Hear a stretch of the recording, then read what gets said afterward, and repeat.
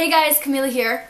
Today I wanted to talk to you about self-tanners. Now I know it is autumn and the fall is coming and so is the winter, and if you're anything like me, then you definitely like to maintain a tan throughout the whole winter months. So, I mean, I don't maintain a tan that's as intense as I would in the summer months, but I definitely try to maintain something that's, a couple of shades darker than my natural skin color.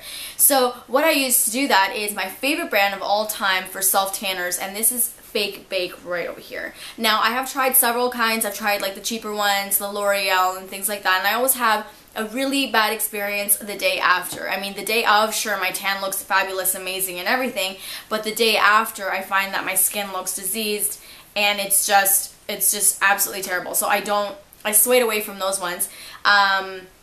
And then I also tried Saint Tropez and things like that, but I find that these products cost much less and they work exactly the same. So I definitely recommend the Fake and Bake brand, and I just wanted to show you like a couple of different the different formulas that they have, and also the way to use them, the way that I use them, the way that I maintain a tan. So let's start off with the first one that I ever tried, which I think is the original formula, and it is a self-tanning lotion. It's this one right here. It's got a bit of a green tinge to it. Now it's leaking for some reason in some areas, and I'm getting it all over my hands, but it does stain green.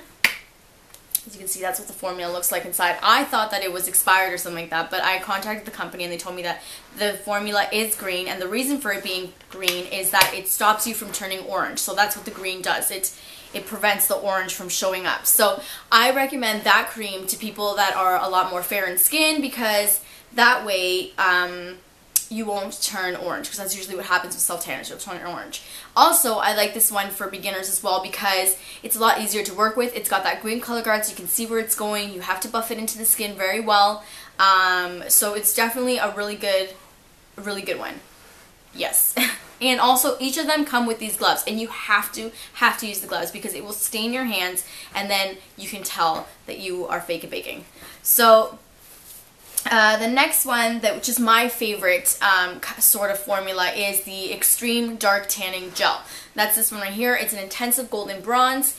Now this one right here, I have one that's sort of used, but this one's all dirty and stuff, so you can see that it becomes pretty dirty. This one's got a dark brown color guard as well, so you can see exactly where it's going. Now with this formula, I don't recommend it for beginners because you have to know how to work with this stuff.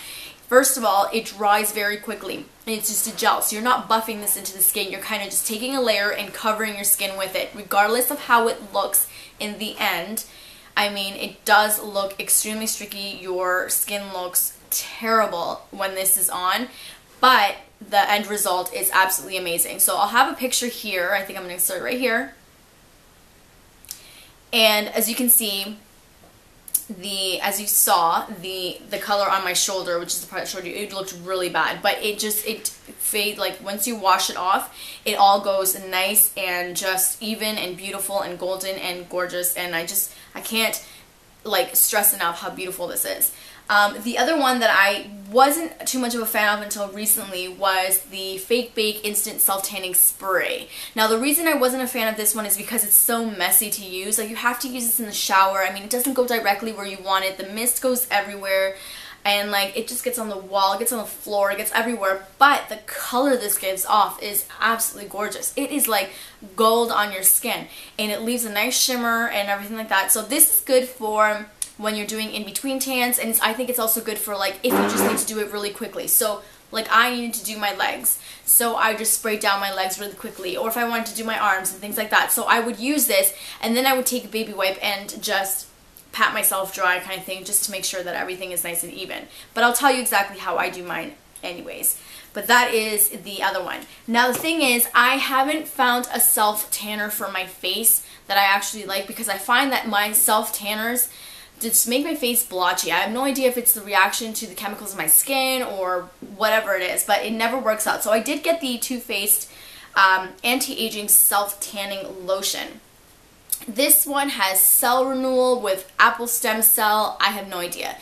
Regardless, I don't think that it works. So what I have to do is just, I tan like right up to here, and then on my face, I just use makeup to make it match the rest of my body, which is pretty weird, but it's what works for me.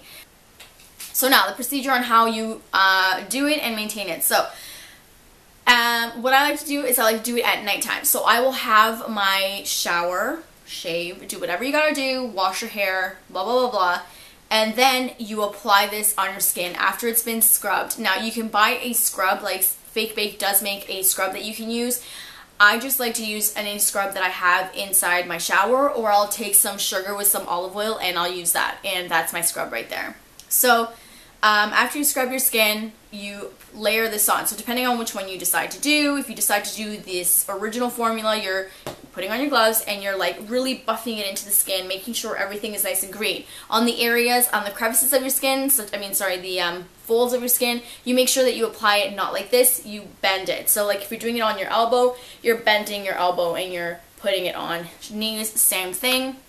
Because if you put it on while it's straight, it doesn't get into the lines, and then when you fold after you're done, you're going to see like the whiter lines in between. So you definitely have to do the folding motion. Secondly, what else was there that I wanted to say? Okay, so you do that, and then what I like to do is I basically walk around naked for about half an hour to an hour while it's drying. You can take a hair dryer and dry off sooner, but I like to do that. Then I put my PJs and I go to sleep. The next day when I wake up, I do a really quick shower. I put my hair in a bun and I just rinse off the excess that is on my body. That is the perfect process so that the stuff has time to work into your skin to like really, really tan it. And because I find that if you try to do it throughout the day, you always have stuff that you need to be doing that prevents you from getting that gorgeous tan, you know, that you're going to start sweating or whatever. So at least if you're sleeping, it's just seeping into your skin and it's just working perfectly. And it's on there long enough that it'll last long enough. So you just go in the shower, you just rinse it all off, and boom, you have perfect tan. So when you come out, you just pat your body dry, apply some moisturizer, and you get on with your day. That is how I do all of them. Now, this one that's more intense and whatever, same way you use this one is you just take it, you put a thin layer over your skin, and it's not even, you're not even trying to work it in at all. You're just covering your skin with it. If you try to work this product in, it is gel. It dries very fast, and you'll just end up with streaks. Now, even though it looks streaky, like I said, once you rinse it all off, it just finds a way to just even itself out and just look absolutely beautiful. And it looks even better after time, whereas most self-tanners, they get really streaky after time, or they start getting really dirty looking and things like that. So, like I said, that's the way to do it.